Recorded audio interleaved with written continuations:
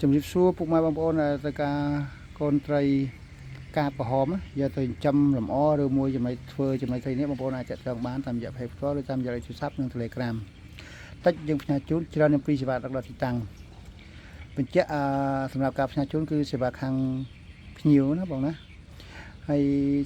ចង់ដឹងព័ត៌មានបន្ថែមបងប្អូនអាចឆាតចូល page ឬមួយតាម Telegram ហ្នឹងសាកសួរមកយើងផ្ដល់ប្រឹក្សាជូនហើយយើងធានាថាកូនត្រីល្អៗឲ្យបងប្អូនណានេះជាកូនត្រីຂະຫນາດ